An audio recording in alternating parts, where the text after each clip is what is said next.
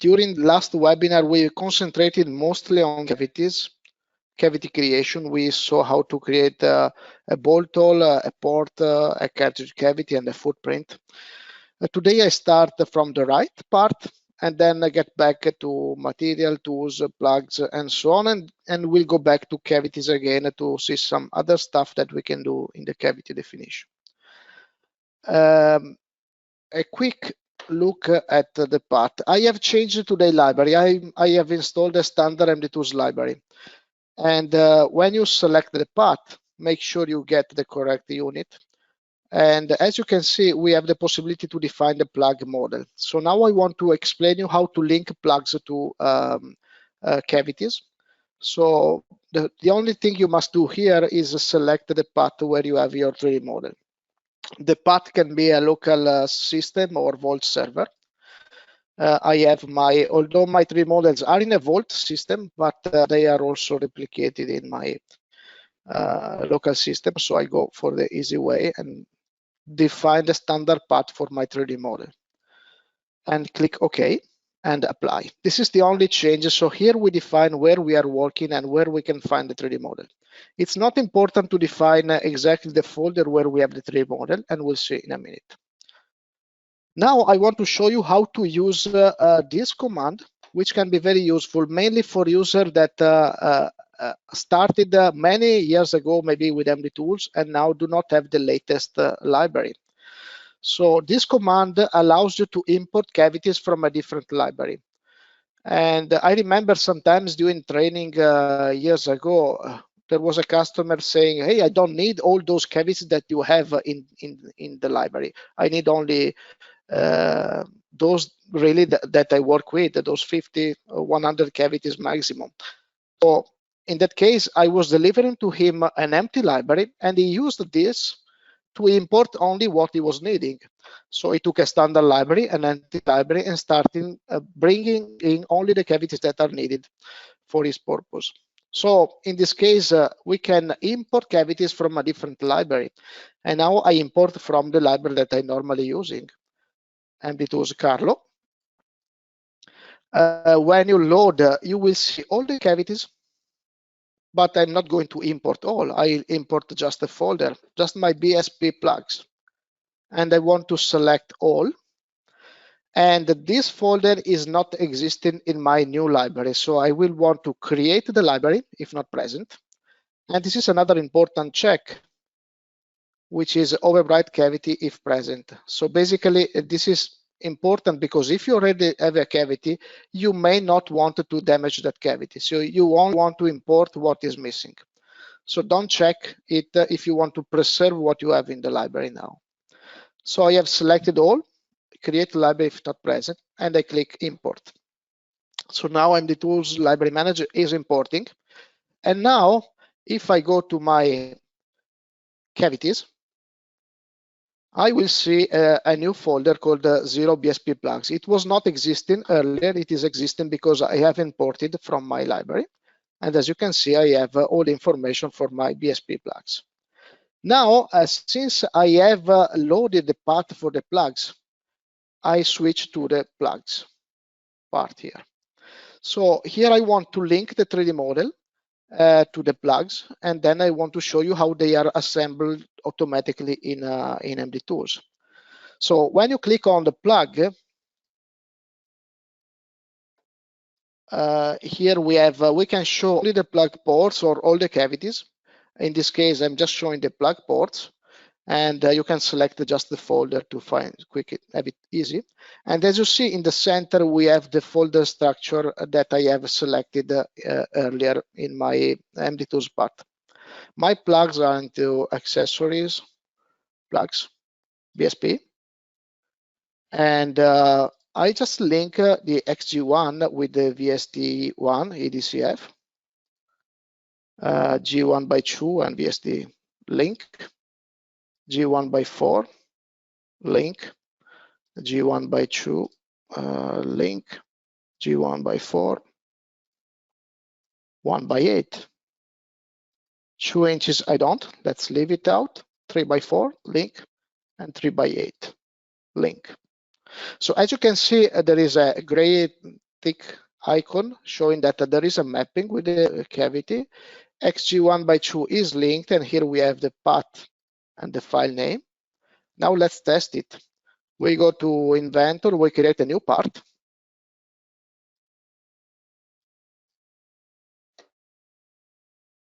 Let me load my MDTools.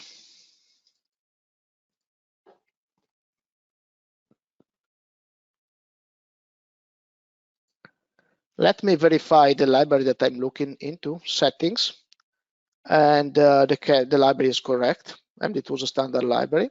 I will specify my plugs, exports. In my design, I want these cavities as my plugs, and apply. And now, if I make a new block, let's say 200 by 100 by 100, now I will just place some plugs. Construction plug 1/2 here. I just save it, test plug, and make a new assembly. So now I just can make an automatic plug assembly of my test plug model, and the plug will just jump in because it is defined in the library.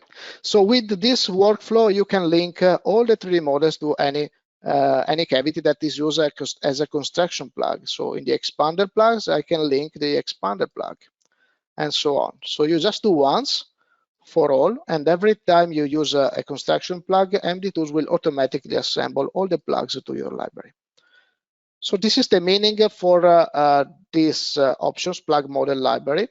And it is very handy because basically in every manifold we design, we have a lot of construction plugs, and we don't waste any more time in assembling them because MDTools will know exactly how many plugs and which plugs will be assembled to those cavities. Now let's go quickly to materials, because as you can see here, we have some standard cross sections. Material are defined, and this is not an old decision in MDTools library. So basically, I think it was introduced 1 or 2 years ago. The possibility to manage material directly in the MDTools Library Manager and not within MDTools itself. So basically, we can create materials, let's say C45 steel, and you can define the type of material, which is maybe a bar or a plate. So plate, basically, and you can define the machining allowance, let's say 5 millimeter. That's too much, maybe 2 millimeters. We have a C45 steel plate. Let me put it plate, update. And I also want a C45 steel bar. And now the type is bar, and let's say always 2 millimeters. Now I defined the two materials, and I can go here and say the bar, I want to add a new cross sections, which is maybe 150 by 150. Save. And I can do also 200 by 200. And I can do a save as, and so on. So a bar requires 2 dimensions and the machining allowance, and we'll see in MDTools what that means. For the plate, we have only 1 dimension, which is maybe I want a 150 millimeter with 2 millimeter. Yes. And then I want the 200, save as, 250, and save as. So let's see now how they work in MDTools. So when we go to MDTools,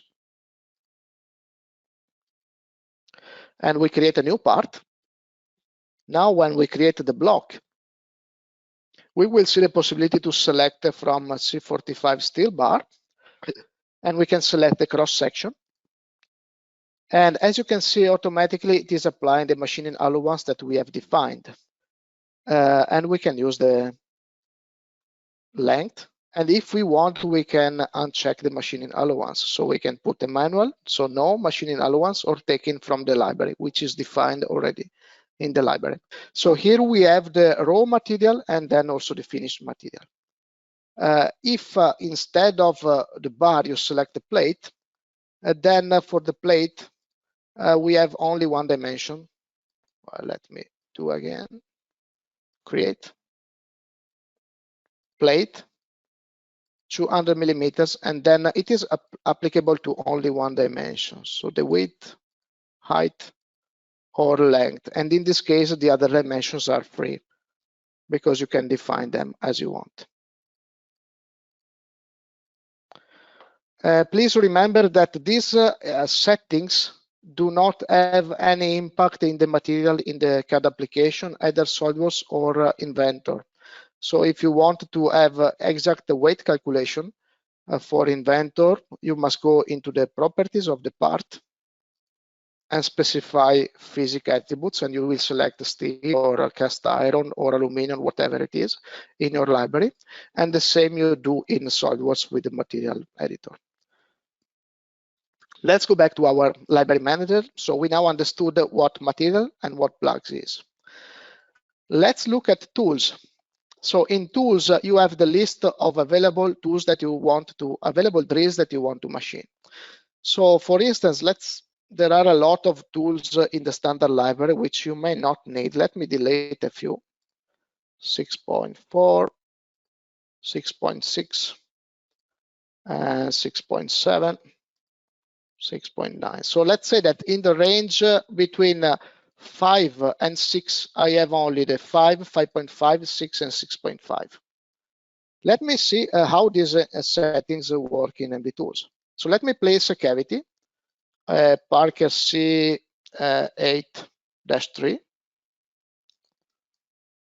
Let me go to Parker C8-3 and place it in the drawing.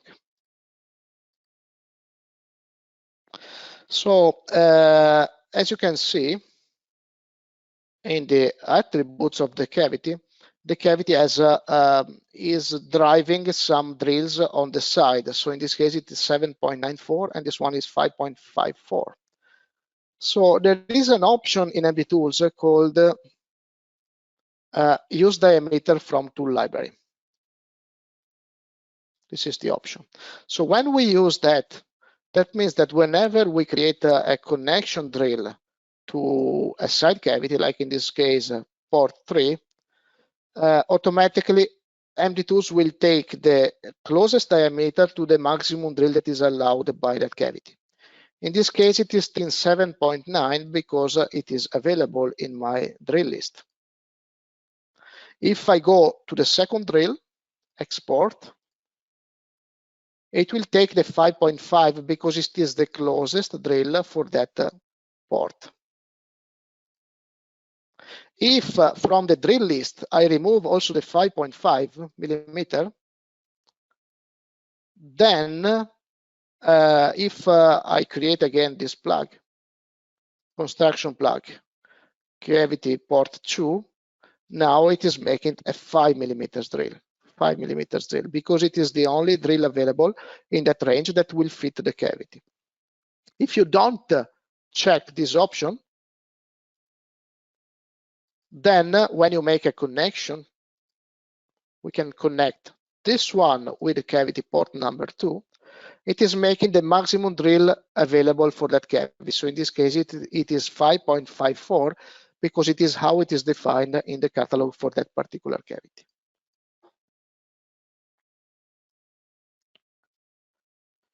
So now we understand also what this tool means, and we have the list of drills, list of flat bottom drill, and of standard spot face counter bore.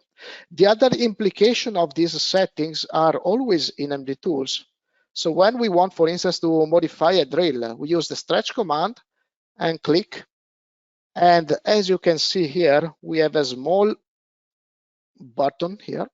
If you click it, you have the list of available diameter with also the maximum length.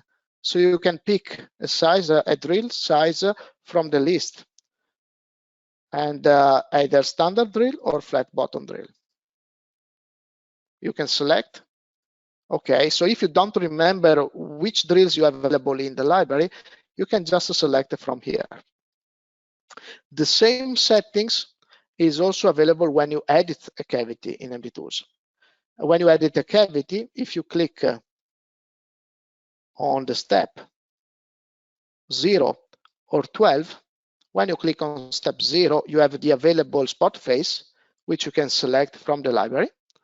And when you click on step 12, you have again the selection of the available drills in the tool list that you have in the library.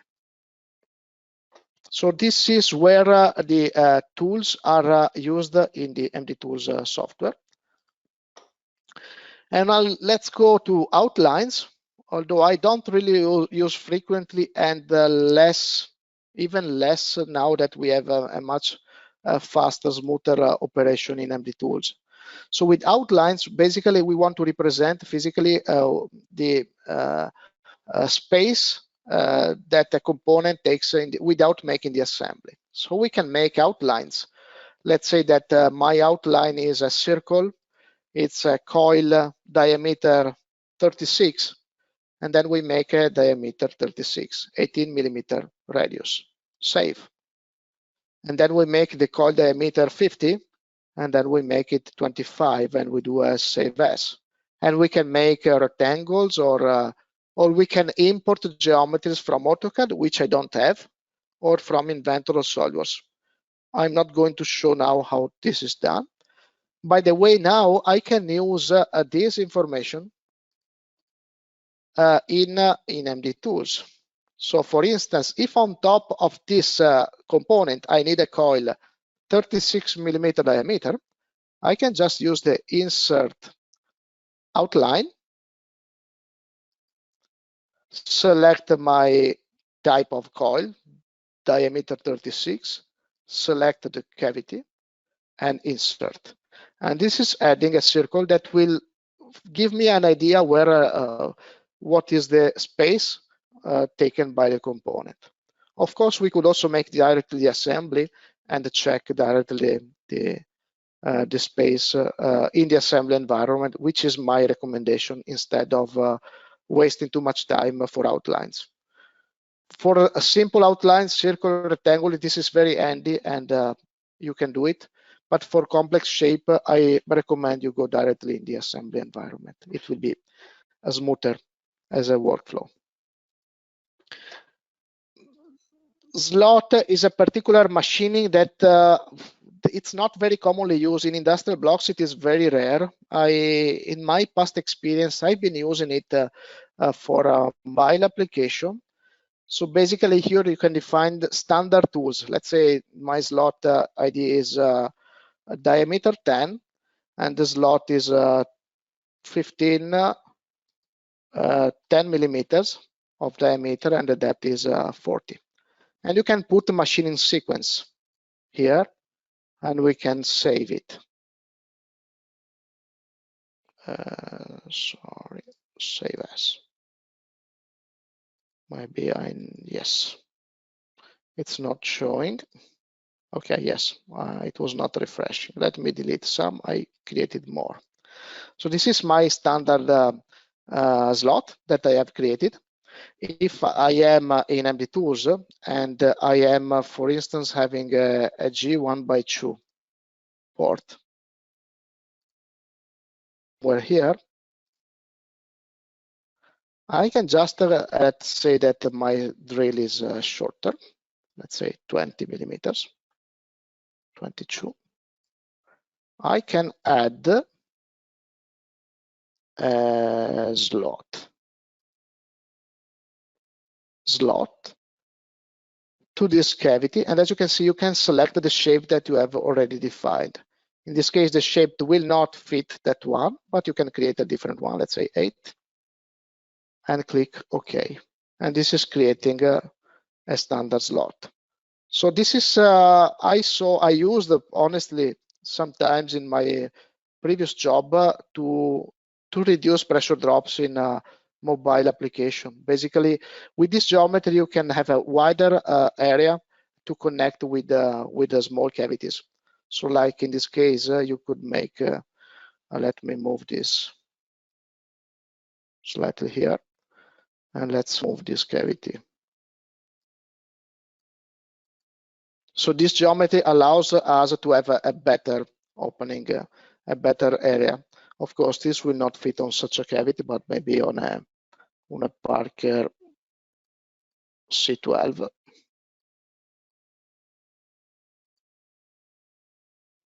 This can be better.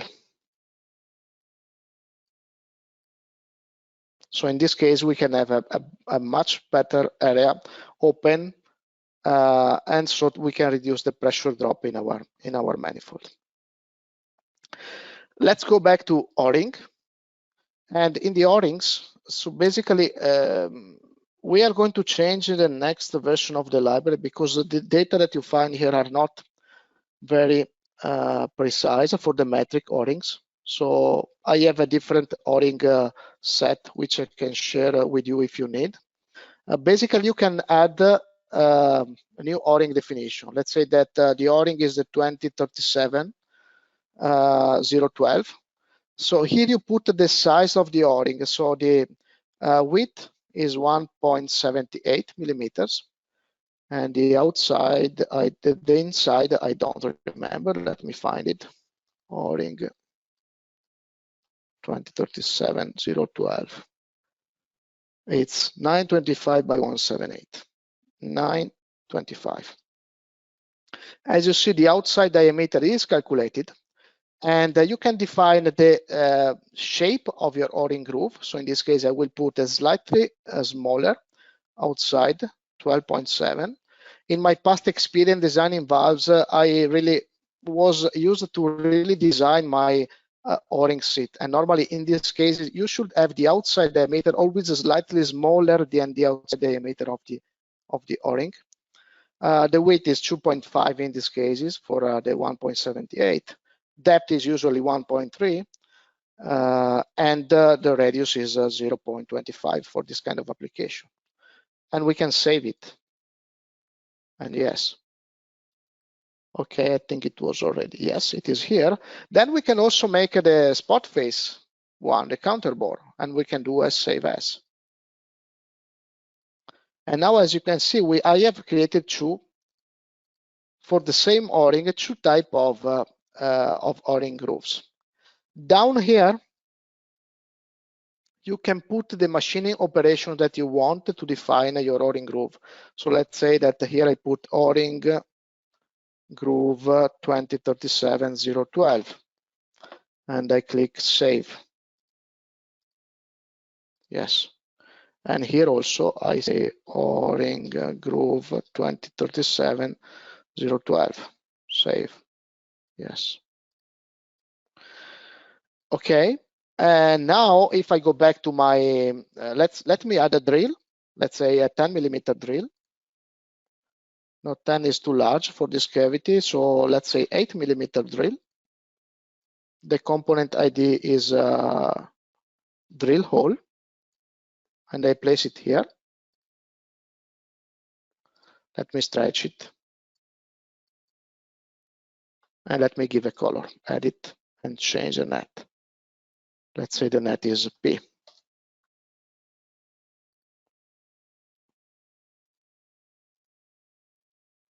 So we can add an O-ring groove to this cavity, and we can select the O-ring, and now I can see the one that I have selected, and I can switch between O-ring groove and counter bore. So it is showing all the O-ring available for that size. If you click show all, it will show all the possible O-rings that you have, also larger, but in this case it is not really required. Let's go back to groove 2037, and I click OK. And now my O-ring groove is created in my block. When you click, you are also able to edit and maybe take a different O-ring size. The same O-ring that you define in the library can be linked to a cavity. So for instance, we can create, we can add O-rings to, let's say, a footprint. Let's say a DO3 footprint, and I want let me save as DO3 with O-ring and do a save as. And I can link, edit O-ring, and I can take the O-ring linked to that cavity. Okay. And save. Then I go to edit footprint data, and again, A, edit O-ring, and I select the same O-ring. Okay, and save. B, edit O-ring. Okay, and save. And T, edit O-ring, and save. So when we, and let me exit and save again. When we go to our MDTools and we select the DO3, it's down here, DO3 O-ring, we can place it, and it will be placed with all the O-ring definitions directly in the library. Of course, this is not a good example because we should need to mirror the position of the cavities and also not have screw bolt holes, but that's just an example how the application is made. Last information, I know we are running out of time, but let me bring in an additional information here. Let's say that we go back to the standard C8-2 cavity. And let's say that we have a standard tool, an undercut that is available for this cavity. So we can define optional undercut or mandatory undercut for cavities. When we are in a cartridge cavity, we can click edit undercut. We can add a new, and let's say that the ID is called optional, option 1. It is linked to port number 2. By default, MDTools Library Manager will read the position of port 2 for the cavity. And we can say that the tool is 16 millimeter diameter and 4 millimeter offset, and this is the position. Save. So now we have added an option 1 to our undercut. So when we go in MDTools and take that Parker C8-2, let me place 2 cavities, a C8-2 and a C10-2. When we add the undercut to a cavity, for the C10-2, it is not suggesting anything. Nothing is available here in the optional undercut. You just define what you need, but you need to remember what is the standard tool that is applied to your cavity. For the C8-2 undercut, now we have an undercut available, and it is taking exactly the geometry that we have defined in the library. It will take also exactly the same operation that are available in the library. And then we just click OK, and it is creating the undercut from the library. The undercut can also be mandatory. So we can create a new undercut, which is not optional, that is a circle on the cavity port number 2, and the diameter is 25, for instance, and we can save it. So now if we bring in again our C8-2, now it will create automatically the mandatory undercut. So if a cavity is requiring always that particular shape, then this is the way to map to the component library.